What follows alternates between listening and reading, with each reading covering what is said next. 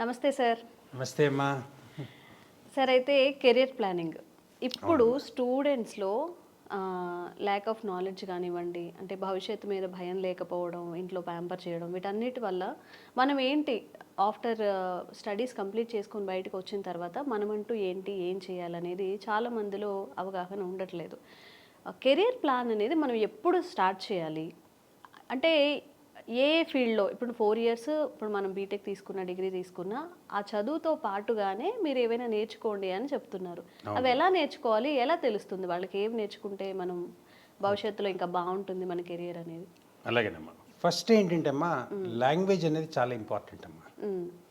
అంటే లాంగ్వేజ్ అనేది ఏంటంటే ఒక్క రోజులో రాదు, టైం పడుతుంది. మనం ఏదైనా ఏ భాష నేర్చుకోవాలన్నా, తెలుగు అయినా, ఇంగ్లీష్ అయినా, హిందీ అయినా, ఏది నేర్చుకోవాలన్నా టైం పడుతుంది. సో లాంగ్వేజ్ మీద ఫస్ట్ ఫోకస్. ఇప్పుడు జనరల్గా ఏమంటారంటే, చాలామంది ఏమంటారంటే people are hired because of their technical skills and fired because of lack of soft skills. Communication skills అంటారా? సాఫ్ట్ స్కిల్స్ అనేది కమ్యూనికేషన్ స్కిల్స్ మేజర్గా వస్తుంది. అవి లేకపోయేసరికి వాళ్ళు తీసేస్తున్నారు.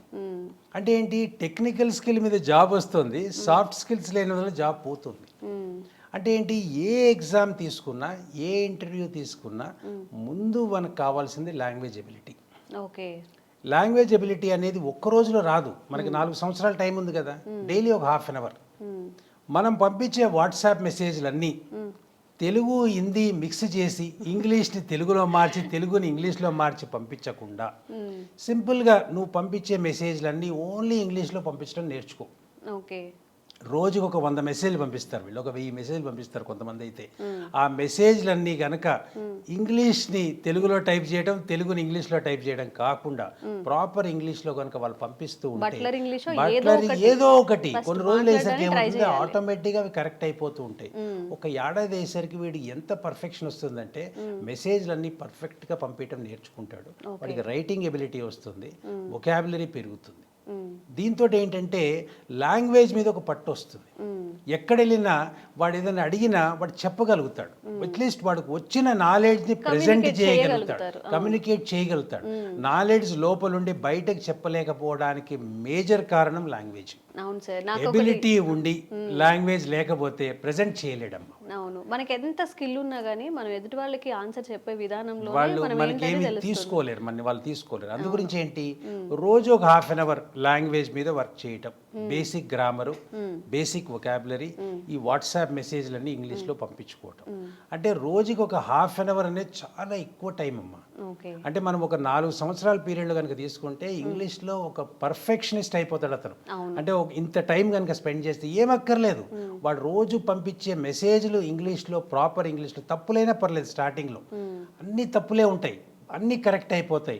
కొన్ని రోజులు అయ్యేసరికి ఏంటంటే వాడికే తెలుస్తారు, నేను చాలా బాగా పంపించగలుగుతున్నాను మెసేజ్, నేను ఇంగ్లీష్లో రాయగలుగుతాను, నన్ను ఎవరన్నా అడిగితే చెప్పగలుగుతానని నమ్మకం వాడికి వచ్చేస్తుంది. ఒక 6 మంత్స్ కాగానే, ఒక 1 ఇయర్ అయ్యేసరికి ఇంకాస్త పర్ఫెక్షన్ వస్తుంది, వాడు ఎక్స్పర్ట్ లెవెల్కి వెళ్ళిపోతాడు.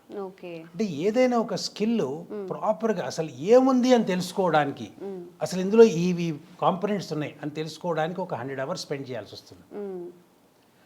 టాప్ 1%లోకి వెళ్ళిపోవాలి అంటే ఒక 1000 గంటలు స్పెండ్ చేయాల్సి వస్తుంది. ఒక 1000 అవర్స్ కనుక స్పెండ్ చేస్తే టాప్ 1%లోకి వెళ్ళిపోతాడు. ఓకే సార్, జనరల్గా మామూలుగా క్లాస్ రూమ్లో మనం చదువుకొని బయటకు వచ్చిన తర్వాత చాలామంది టాప్ స్టూడెంట్స్, టాప్ 5లో ఎవరైతే ఉన్నారో స్టూడెంట్స్, వాళ్ళు సెటిల్ అవ్వడానికి చాలా టైం తీసుకుంటున్నారు.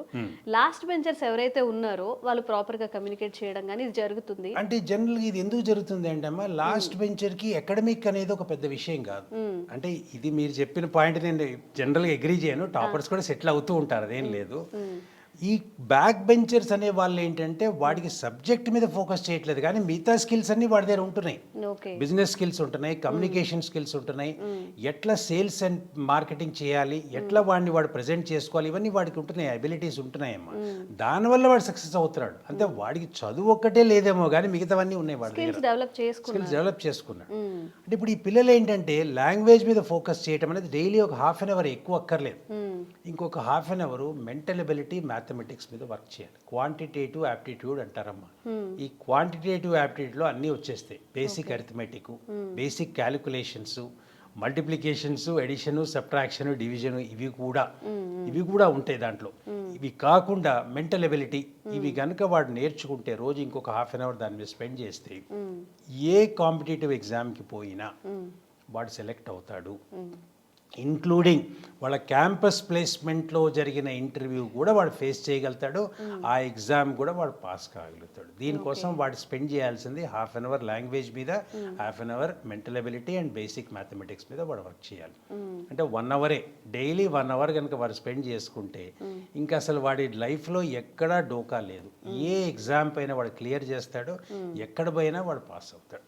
ఇది మినిమం రిక్వైర్మెంట్.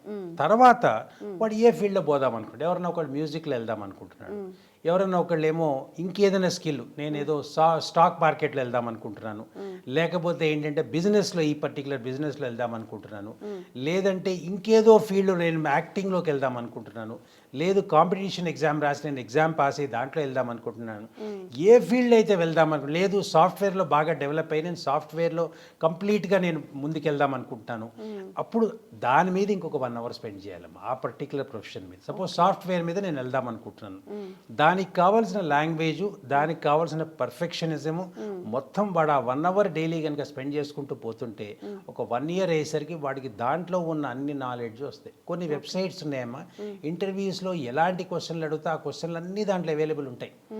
అవన్నీ తీసుకోవటం, అవన్నీ వాడు ప్రోగ్రామింగ్ రాసుకోవటం, ఒక 1 ఇయర్ అయ్యేసరికి వాడికి ఆ లాంగ్వేజ్ అనేది పట్టు వచ్చేస్తుంది. కంప్యూటర్ లాంగ్వేజ్ వస్తుంది, కోడింగ్ వస్తుంది, జనరల్ ఎబిలిటీ పెరుగుతుంది, వాడి మీద వాడికి నమ్మకం ఒకటి వస్తుంది. అంటే వాడు ఏం ఎక్కువ టైం స్పెండ్ చేయట్లేదు, వాడు 24 గంటల్లో 2 గంటలు మాత్రమే స్పెండ్ చేస్తున్నాడు. ఒకటేమో కెరియర్ ఏదైతే వాడు చూస్ చేసుకున్నాడో దాని మీద స్పెండ్ చేస్తున్నాడు, ఇంకొకటి ఏంటంటే నెక్స్ట్ వాడు చేయాల్సింది ఏంటంటే లాంగ్వేజ్, బేసిక్ మ్యాథమెటికల్ ఎబిలిటీ మీద వర్క్ చేస్తున్నాడు. ఎస్పెషల్లీ ఈ స్టూడెంట్స్ ఎవరైతే కాంపిటీషన్ ఎగ్జామ్కి వెళ్దాం అనుకుంటున్నారో వాళ్ళందరూ ఈ లాంగ్వేజ్, మ్యాథమెటిక్స్, మెంటల్ ఎబిలిటీ మీద కనుక వర్క్ చేస్తే ఖచ్చితంగా వాడు డైరెక్షన్లో వెళ్తున్నాడు. మిగతా వాడు బీటెక్ సబ్జెక్ట్స్ అన్నీ వాళ్ళు ఆల్ ఇన్ వన్ చదువుకునే పాస్ అయిపోతున్నారు ఇవాళ రేపు. మొత్తం టెక్స్ట్ బుక్ చదివే వాళ్ళు చాలా తక్కువ మంది. ఈ 2 అవర్స్ కనుక రెయిన్ ఆర్ స్టార్మ్ ఎట్టి పరిస్థితుల్లో ఎటువంటి సిచ్యువేషన్లో అయినా నేను ఈ 2 అవర్స్ మీద స్పెండ్ చేస్తాను అని వాడు ముందుకు వెళ్తే మటుకు డెఫినెట్గా వాడి కెరియరు సక్సెస్ఫుల్, వాడికి ఆనందంగా లైఫ్ వెళ్ళిపోతుందమ్మా. Okay, this is the requirement. నిజంగా సార్ చాలామంది స్టడీస్ కంప్లీట్ అయిన తర్వాత త్వరగా సెట్ అవ్వట్లేదని ఫీల్ అవుతూ ఉంటారు. మీరు చెప్పినట్టు నిజంగా చదువుకుంటున్నప్పుడే స్కిల్స్ డెవలప్ చేసుకోవడం కానివ్వండి, కమ్యూనికేషన్ స్కిల్స్ పెంచుకుంటే వాళ్ళకి కూడా కెరియర్లో చాలా హెల్ప్ అవుతుంది. డెఫినెట్గానమ్మా, డెఫినెట్గా. Thank you sir. నమస్తే అమ్మా.